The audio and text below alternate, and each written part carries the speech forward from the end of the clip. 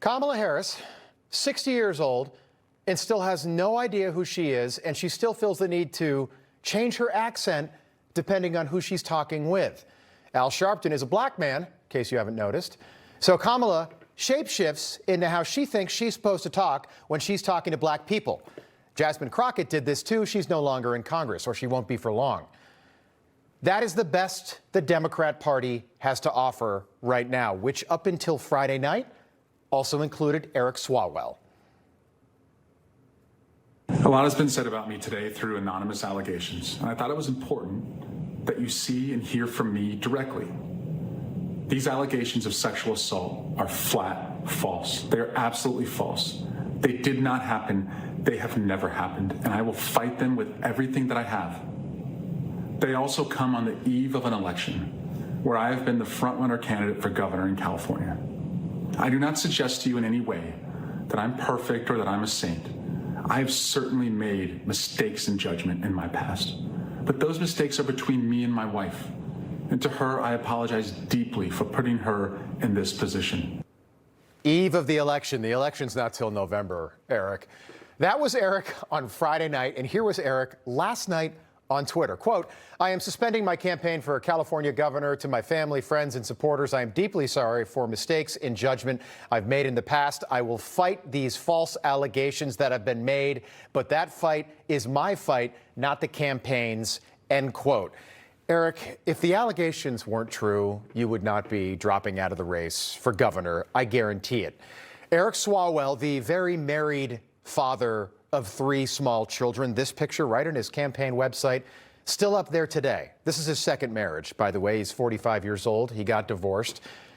And now Eric is vowing to get to the bottom of these wild, false allegations that he's raping members of his staff and sleeping with hookers, just like he got to the bottom of those allegations that he was sleeping with a Chinese spy called Fang Fang.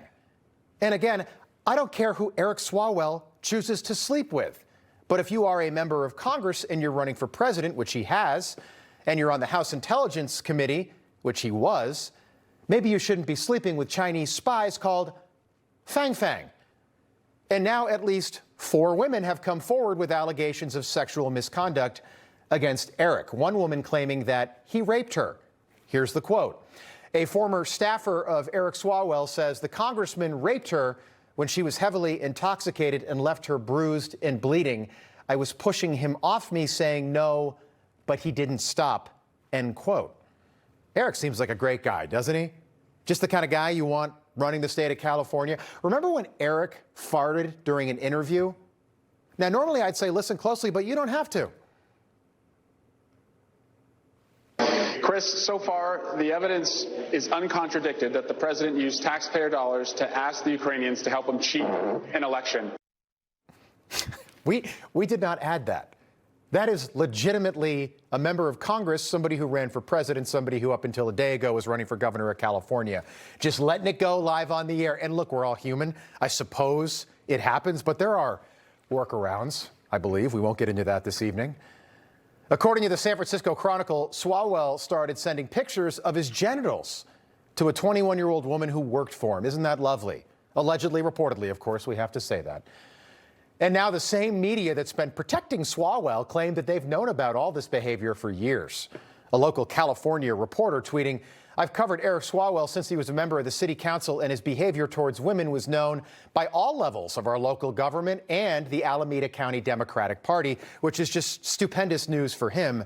I guess my question is, why didn't you say anything when he was running for Congress and running for president? Why didn't you say anything before a woman came forward accusing Swalwell of rape? And that's the problem with the legacy media.